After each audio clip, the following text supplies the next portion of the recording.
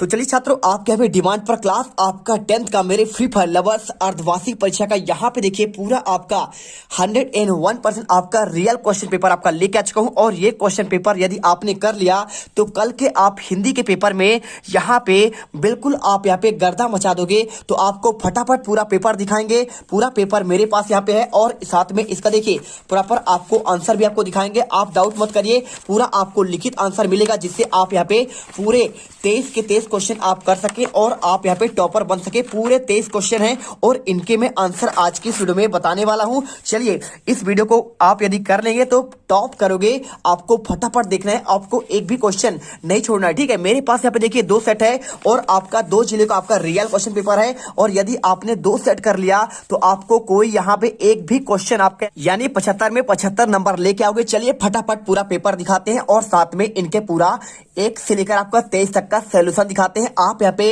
अच्छे से दिल से मेहनत करिए और पेपर में टॉप कर दीजिए। चलिए। क्या बात है सर, क्या बात है सर, क्या बात, ये बात है। अरे सर क्या बात। आपको 1 से लेकर 5 तक के क्वेश्चन आपको वस्तुनिष्ठ होंगे और इसके बाद देखिए 6 अंक के आपका प्रत्येक प्रश्न होगा और 6 से 17 तक के क्वेश्चन आपके 2 अंक का होगा। शब्द सीमा आपको 30 शब्द का और 18 से 20 तक के क्वेश्चन आपको 3 अंक का, 75 आपका शब्द सीमा और 21 से 23 तक आपका 4 अंक वाले 120 आपको यहाँ पे शब्द सीमा होगा, ठीक है। तो चलिए यहाँ पे हिंदी के पेपर में गर्दा मचाते हैं और सबसे पहले आपका यहाँ पे आता है प्रत्येक प्रश्न को देखिए आपको विकल्पों को आपको चुनकर बताना है। पहला क्वेश्चन लिखा है रीतिकालीन काव्य की आपका प्रमुख आपका विशेषता क्या है। तो देखिए श्रृंगार वर्णन, युद्धों का वर्णन, भक्ति भावना, फिर शोषण का विरोध। तो अगर आंसर की बात करूं तो आपको इसमें राइट आंसर आपको लगाना है किस पर, इसका आपका सही जवाब हो जाएगा आपका श्रृंगार वर्णन, ठीक है। तो श्रृंगार की वर्णन यहाँ पे रीतिकाल पर ज्यादा किया गया था। आपने यहाँ पे केशव दास का नाम सुना होगा, वो इसी काल के आपके कवि कहलाते हैं। और इसके बाद देखिए बिहारी भी आपके इसी काल कवि है। और इसके बाद देखिए क्वेश्चन आपका सेकंड लिखा है आत्मकथ के कवि कौन है। सुमित्रा नंदन पंत, जयशंकर प्रसाद लिखा हुआ है, सूर्यकांत त्रिपाठी निराला या फिर आपका गिरजा कुमार माथुर। तो इसका आपको राइट आंसर।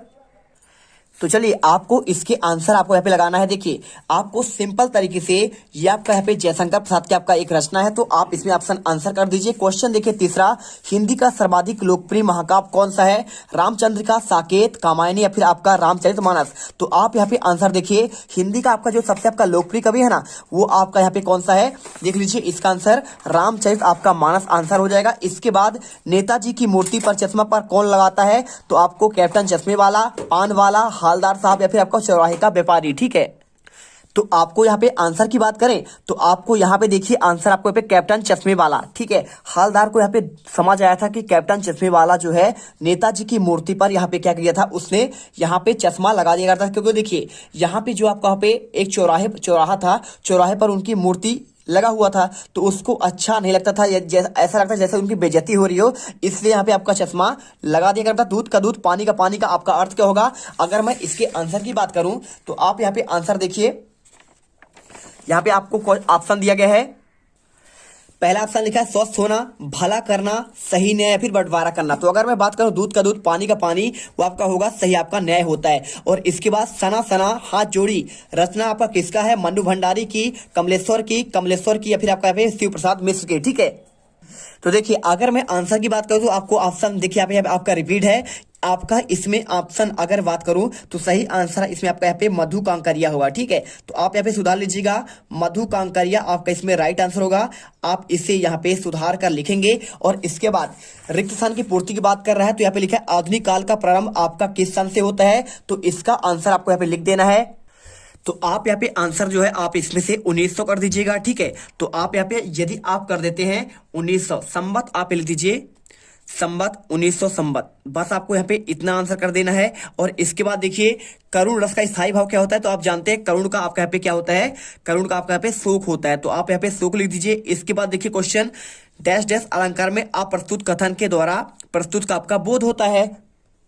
तो आपको यहाँ पे आंसर जो है देखिए सिंपल तरीके से आपको यहाँ पे अन्योक्ति अलंकार में होता है, ठीक है। तो आपने अन्योक्ति अलंकार के बारे में पढ़ा होगा, इसमें क्या होता है, इसमें अन्योक्ति अलंकार में अप्रस्तुत कथन के द्वारा प्रस्तुत का बोध कराया जाता है। जैसे माली आबाद देखकर कलियन करी पुकार, काले काली चुल्ले काल हमारी बार, ठीक आपने सुना होगा। और तेरी गठरी में लागा डैश डैश मुसाफिर जाग जरा, ठीक है। आपको यहाँ पे इसका आंसर देना है किसका है। तो आपको यहाँ पे क्या आएगा, तो यहाँ पे आपको सिंपल तरीके से आपको यहाँ पे देखिए, तेरी गठरी में लागा चोर आपको लिख देना है, चोर मुसाफिर जाग जरा, ठीक है। और इसके बाद देखिए तुम्हारे गठरी में पे चोर यानी कि आपको तुम्हारा चोरी हो रहा है, मुसाफिर जाग जरा। और पंचवटी डैश डैश समास का उदाहरण तो आप जानते हैं पंचवटी, जिसमें आपका क्या हो, संख्यावाची शब्द हो, तो संख्यावाची शब्द हो, त्रिभुवन हो, पंचवटी हो, या फिर आपका यहाँ पे क्या हो, बहुत सारे आपका ऐसे चतुर्भुज हो, ऐसे आपका होते हैं किसका, द्विगु समास का आपका उदाहरण होता है। तो आप यहाँ पे द्विगु समास करिए। और देखिए इसके बाद आपका लिखा है एक कुटिया में डैश डैश घूमता दिखाई दिया, तो आपको बताना है क्या आपका दिखाई दिया,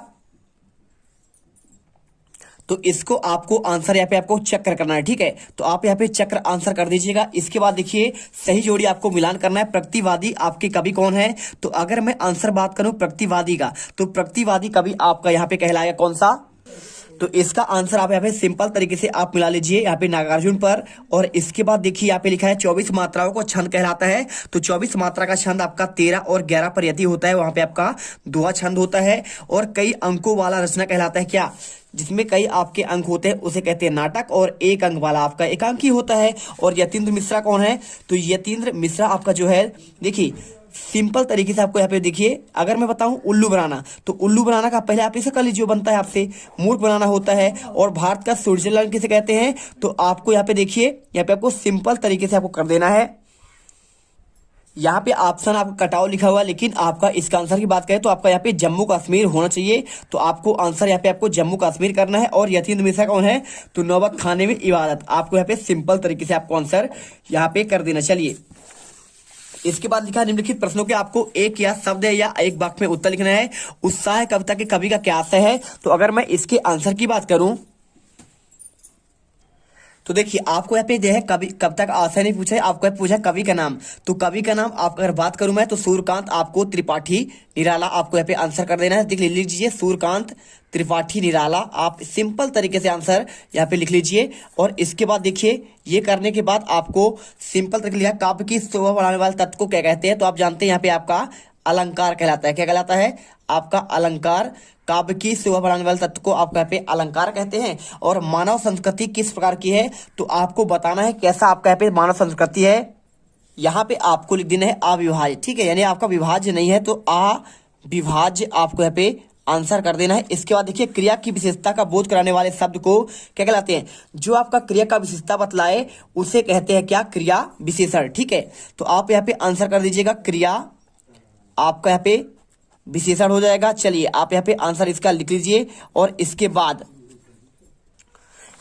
आपका इसी का आपका पांचवा क्वेश्चन आता है। तो पांचवा क्वेश्चन आपका देखिए यहाँ पे लिखा गया है, इसमें आपको सिंपल तरीके से यहाँ पे देखिए क्वेश्चन आपका पांचवा यहाँ पे लिखा गया है। और इससे पहले यदि आप हमारे चैनल पर पहली बार विजिट कर रहे हैं तो आपको यहाँ पे देखिए यहाँ पे वीडियो को दिल से लाइक करना है और आपको चैनल को सब्सक्राइब कर लेना, जिससे आपको आने वाला हर एक वीडियो का नोटिफिकेशन आपको सबसे पहले मिलती रहे। अगर मैं बात करूं एक से अधिक अर्थ रखने वाले शब्दों को क्या कहते हैं, तो एक से आपका जो अधिक अर्थ यहाँ पे रखते हैं उन्हें कहते हैं आपका अनेकार्थी शब्द, ठीक है। तो आप यहाँ पे अनेकार्थी शब्द यहाँ पे आप लिख सकते हैं, इसके आंसर में ये लिख दीजिए। और इसके बाद देखिए अगला क्वेश्चन आपका लिखा गया है, इसमें मधु कांकरिया की कौन सी रचना आपके पाठ्यक्रम में है, तो आप जानते हैं अभी आपने पढ़ा है आत्मकथ्य। क्या पढ़ा है आपने, आत्मकथ्य पढ़ा हुआ है। तो आप यहाँ पे आत्मकथ्य, आप यहाँ पे सॉरी आपका यहाँ पे ये वाला पूछा गया था क्वेश्चन, आपका देखिए आपको दिखाते हैं, आपका ये वाला है सना सना हाथ जोड़ी। तो आपको यहाँ पे सिंपल तरीके से देखिए आपका सना सना हाथ जोड़ी आपको यहाँ पे लिखना पड़ेगा। तो आपको यही क्वेश्चन आपको यहाँ पे आंसर, ये तो आपका जयशंकर प्रसाद का है, तो आप लिख दीजिए सना सना हाथ जोड़ी, आप यहाँ पे आंसर लिख दीजिए। और इसके बाद देखिए क्वेश्चन लिखा है निम्नलिखित कथनों में आपको सत्य और असत्य बताना है। तो यहाँ पे क्वेश्चन दिया गया है जयशंकर प्रसाद ने मधुर स्वप्न देखे, क्या वे पूरे हो गए, तो आपको यहाँ पे देखिए आपको असत्य करना है, क्योंकि यहाँ पे उनके सपने पूरे नहीं हुए थे। इसके बाद देखिए यहाँ पे आपका अगला लिखा हुआ है, क्या लिखा है देखिए, चौपाई छंद में क्या आपका 24 मात्राएं होती है। तो आप यहाँ पे बिल्कुल देखिए चौपाई में देखिए आपको 16 कितने कितने होती है, 16 तो आपका यहाँ पे 32 मात्राएं होती है आपका, इसलिए आपका ये भी आपका यहाँ पे क्या होगा, आपका असत्य होगा, क्योंकि दोहा में आपके 24 मात्राएं होती है लेकिन चौपाई में आपका 16 मात्राएं होती है। बाल गोविंद भगत ने अपने खेती पैदावार पहले कबीर मठ लेकर जाते थे, आपका ये क्वेश्चन पूछा गया है। तो ये बिल्कुल आपका यहाँ पे सत्य हो जाएगा। तो आपको यहाँ पे आपको सत्य लगाना है। इसके बाद देखिए यहाँ पे दिया गया है जिस क्रिया का प्रभाव कर्म पर पड़ता है क्या उसे सकर्मक क्रिया कहते हैं। तो बिल्कुल जिसका आपका प्रभाव यहाँ पे पड़ेगा कर्म पर पड़ेगा तो आपको बताना है क्या होगा।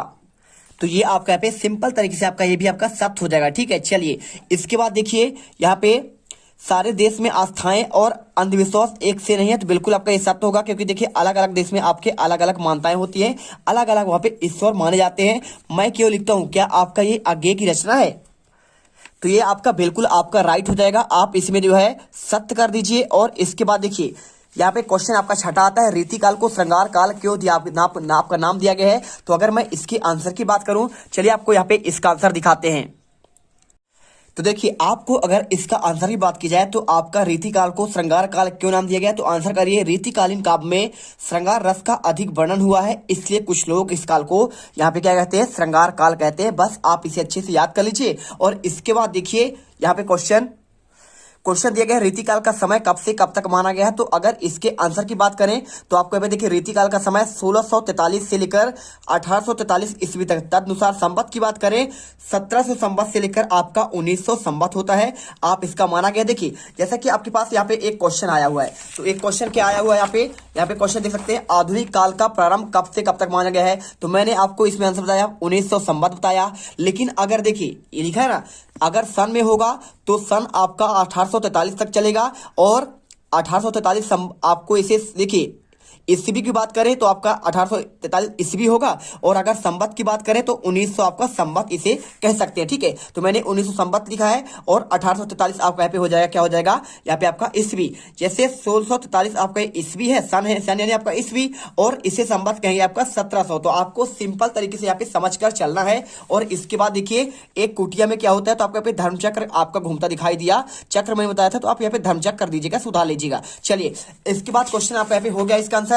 इसके बाद देखिए क्वेश्चन आपका सातवां आता है। तो सातवां क्वेश्चन, आत्मकथ कविता के माध्यम से प्रसाद जी के व्यक्तित्व को आपको झलक मिलती है, उसे आपके अपने शब्दों पे लिखना है। और परशुराम के क्रोध को कम करने के लिए लक्ष्मण का धनुष टूट जाने के लिए कौन कौन से आपका तर्क दिए, इसका भी आपको आंसर यहाँ पे बताना है। ठीक है, तो चलिए आपको यहाँ पे आंसर इसका भी दे देते हैं। तो देखिए आपको यहाँ पे सिंपल तरीके से आपको आंसर मिल जाएगा। यहाँ पे देखिए आत्मकथ कविता के माध्यम से प्रसाद जी को जो झलक मिलती है वह बहुत ही प्रभावित करती है। जयशंकर प्रसाद विनम्र और सरल स्वभाव के थे, वे जो थे उसी को दिखाने में विश्वास करते थे, बढ़ चढ़कर दिखाने का स्वभाव उनमें ना था। उनके जीवन में सुख नहीं मिल सका, उन्होंने जीवन के जो सुख स्वप्न देखे थे वे अधूरे रह गए, किंतु जो प्रेम और माधुर्य के क्षण उनके जीवन में रहे उन्हें वे अपने स्मृति में रखकर उनसे प्रेरणा पाना चाहते। ठीक है, आपका आंसर हो गया। और इसके बाद क्वेश्चन देखिए आपको यहाँ पे अथवा का परशुराम के क्रोध पर आपको लक्ष्मण के धनुष टूट जाने का आपको यहाँ पे कौन सा तर्क दिया गया। तो आपको इसका आंसर देखिए आपको ये मिल जाएगा। ये देखिए आपको मिल जाएगा, परशुराम को क्रोध करने पर लक्ष्मण का धनुष टूट जाने के आपके कौन कौन तर्क दिए। तो आपको यहाँ पे तर्क देखिए आपको 3 दिया गया है। पहला दिया गया है, राम का धनुष टूटने से कोई दोष नहीं है, उन्होंने जैसे ही इसे छुआ वैसे ही टूट गया। दूसरा, राम ने इस धनुष को नया समझा था, किंतु वह पुराना और जर्दा था इसलिए टूट गया। लक्ष्मण ने कहा कि बचपन में हमने ऐसी अनेक धनुइयां तोड़ी थी, तब तो आप नाराज नहीं हुए थे, और इस धनुष के टूटने से कोई लाभ या हानि नहीं है, और इसलिए आप इसमें नाराज होने की आवश्यक नहीं है। ठीक है, तो आपको यहाँ पे आंसर इसको लिख लेना है। इसके बाद देखिए क्वेश्चन आपका यहाँ पे क्वेश्चन आपका 8वां से लेकर आपके आगे सारे क्वेश्चन हम आपको देखिए टोटल आपके इसमें 23 क्वेश्चन है, और आपको हम यहाँ पे 23 क्वेश्चन के पूरे प्रॉपर आंसर आपको देंगे। और इसके लिए आपको अगले वीडियो का इंतजार करना है। सेकंड पार्ट में हम आपको पूरा प्रॉपर आंसर दे देंगे। तो आपका मिलते हैं नेक्स्ट वीडियो पर। जय हिंद, जय भारत। वीडियो को दिल से लाइक करिए और चैनल को सब्सक्राइब कर दीजिएगा, क्योंकि आपका देखिए फटाफट आपको यहाँ पे देखना है, क्योंकि आपका यही क्वेश्चन पेपर आपके पेपर में यहाँ पे आने वाला है। तुम लोग गलती से अगर नए हो तो सब्सक्राइब करो, वो जो लाल वाला बटन है उस पर अपने जीजा जी फेंक के मारो या फूफा जी, मुझे नहीं पता, बस क्लिक हो जाना चाहिए। अब मैं भी जा रहा हूं, मुझे मुठिया पेलने जाना है। बाय।